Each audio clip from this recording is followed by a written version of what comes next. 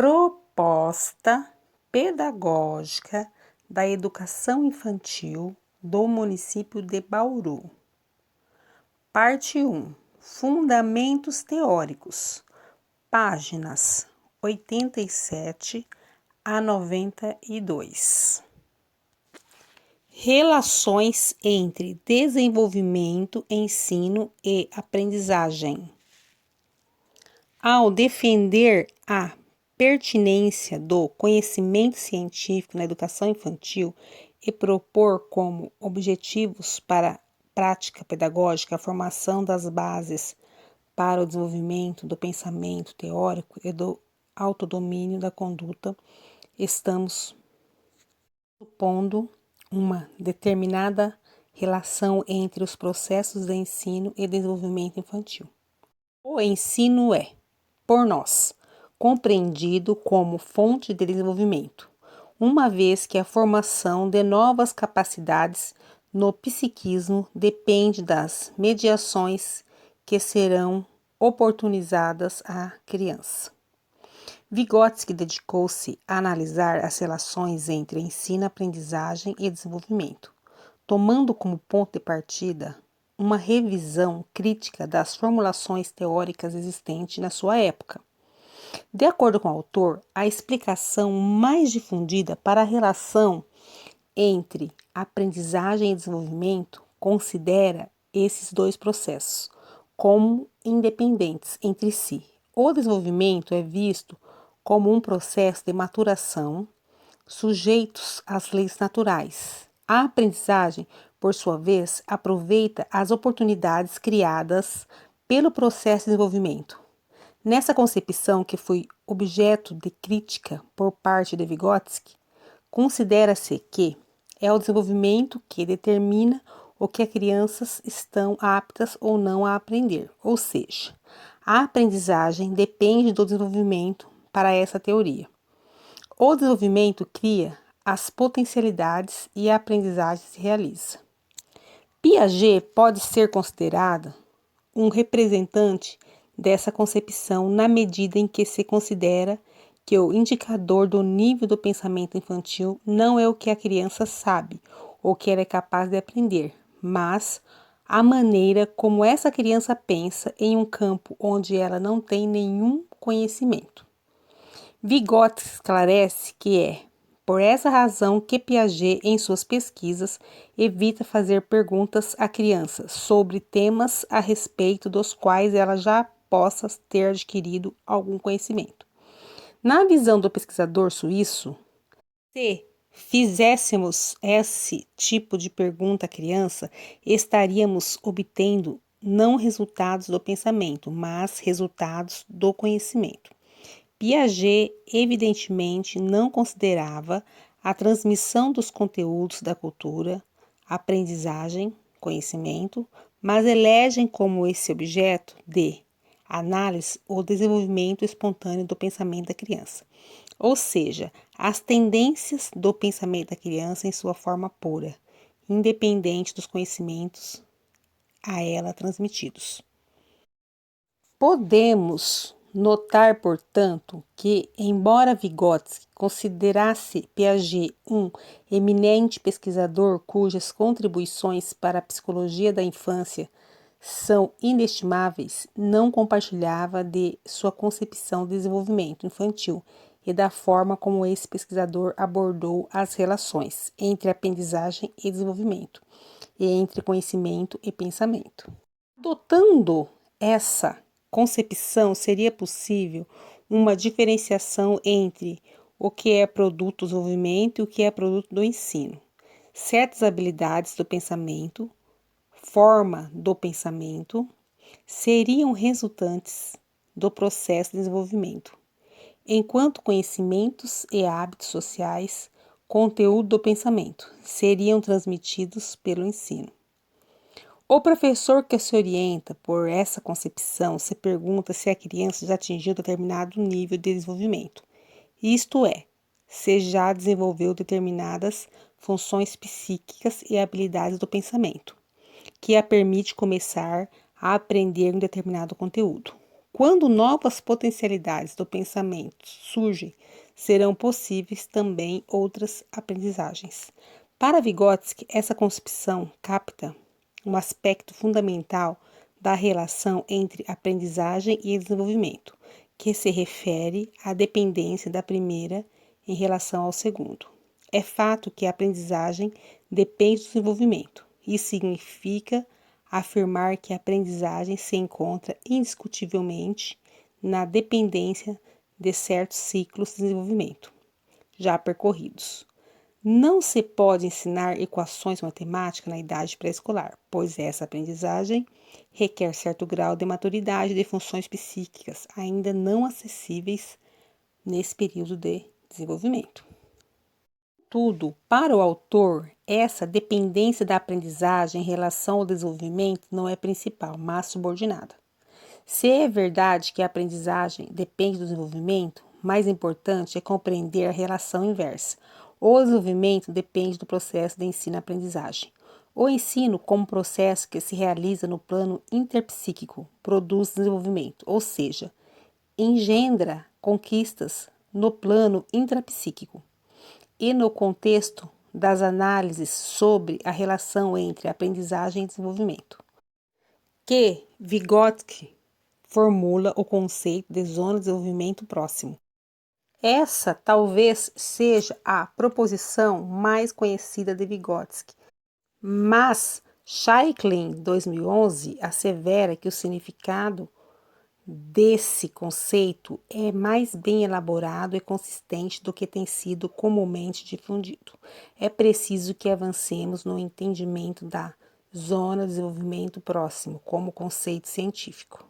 Na obra vygotskiana, o conceito de ZDP vincula-se ao problema da avaliação do desenvolvimento intelectual. Para o autor, a psicologia tradicional limita-se a estabelecer o nível de desenvolvimento intelectual atual da criança por meio de testes que verificavam os problemas que a criança era capaz de resolver sozinha. Seria um movimento semelhante a se avaliar um jardim considerando apenas o que já floresceu, sem atentar-se para os brotos.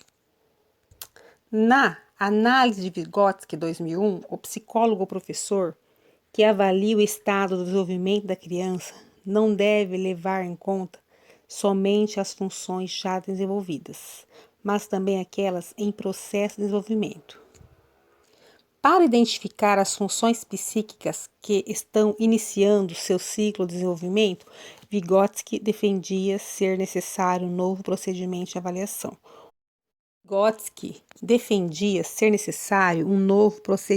de avaliação. O professor deve atentar não apenas ao que a criança já é capaz de realizar com autonomia, ou seja, não basta avaliar o desempenho independente da criança. Tem fundamental importância, como indicador de seu desempenho, o desempenho da criança em colaboração com um par mais desenvolvido. A avaliação do desenvolvimento deve envolver, portanto, a intervenção do adulto, a quem cabe mediar a solução da tarefa, oferecendo auxílio à criança na resolução de problemas que ela ainda não é capaz de resolver sozinha. Ao enfrentar sozinha uma determinada tarefa, a criança se utiliza de suas funções e capacidades psíquicas já formadas, aquilo que já se consolidou como uma conquista de seu psiquismo. A ajuda do adulto, por sua vez, é capaz de mobilizar funções psíquicas que ainda não estão formadas na criança, mas que já começam a despontar, ou seja, funções que estão iniciando seu ciclo de desenvolvimento. São justamente essas as funções que constituem a zona de desenvolvimento próximo da criança. Vygotsky pode concluir que a aprendizagem de novos conteúdos pela criança não apenas se apoia nas funções já amadurecidas, ou seja, naquilo que já se formou e se consolidou em seu psiquismo, mas provoca a formação de novas capacidades. Quando a criança começa a aprender determinado conteúdo, as funções psíquicas necessárias para a sua apropriação não estão ainda formadas. É justamente a apropriação do conteúdo que desencadeará ou provocará o desenvolvimento de novas capacidades psíquicas ou habilidades do pensamento. Referindo-se particularmente à aprendizagem da escrita, Vygotsky, 2001, página 311, informa que suas investigações permitiram constatar que as funções psicológicas sobre que se baseia a linguagem escrita ainda não se começaram a desenvolver quando o ensino da escrita se inicia, e este tem que se erguer sobre os alicerces de processos rudimentares que mal estão começando a seguir por essa altura.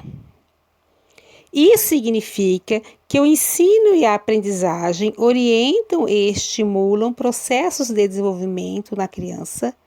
Em outras palavras, a aprendizagem antecede o desenvolvimento para promovê-lo, para que essa possibilidade se concretize.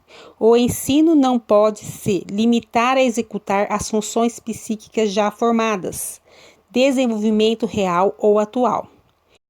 É preciso colocar em movimento e fazer avançar as funções psíquicas que estão desapontando no psiquismo da criança. Ou seja, o ensino deve mobilizar e provocar o desenvolvimento das capacidades psíquicas que se encontram na zona de desenvolvimento próximo da criança. É importante também destacar que, embora em colaboração a criança sempre possa fazer mais do que sozinha determinadas tarefas, não poderão ser resolvidas, mesmo que com a ajuda ou orientação do adulto. Em colaboração com outra pessoa, a criança resolve mais facilmente tarefas situadas mais próximas do nível do seu desenvolvimento. Depois da dificuldade da solução cresce e finalmente se torna insuperável até mesmo para a solução em colaboração. Vygotsky, 2001, página 329. Isso significa que existe um limite na zona de desenvolvimento próximo, que será diferente para cada criança, em cada momento do seu desenvolvimento. Aquilo que a criança não consegue resolver, nem mesmo com ajuda, está ainda fora de suas potencialidades intelectuais naquele momento, razão pela qual não é possível se ensinar equações matemáticas na educação infantil. O desafio que se coloca para o professor é identificar aquilo que já está formado no psiquismo da criança, em termos de suas capacidades e funções psíquicas, é aquilo que está em vias de formação, ou seja, o próximo desenvolvimento. A mediação do adulto por meio de demonstrações, oferecimento de modelos, perguntas sugestivas, indicação do início da solução, etc., cria condições para que aquilo que hoje se encontra na zona de desenvolvimento próximo passe a se consolidar como conquista do desenvolvimento real intrapsíquico da criança. A investigação demonstra, sem margem de dúvida, que aquilo que está situado na zona de desenvolvimento potencial próximo, numa primeira fase, realiza-se e passa ao nível do desenvolvimento atual, e em segunda fase, noutros termos, o que a criança é capaz de fazer hoje em colaboração conseguirá fazer amanhã sozinha. Vygotsky, 2001, página 331.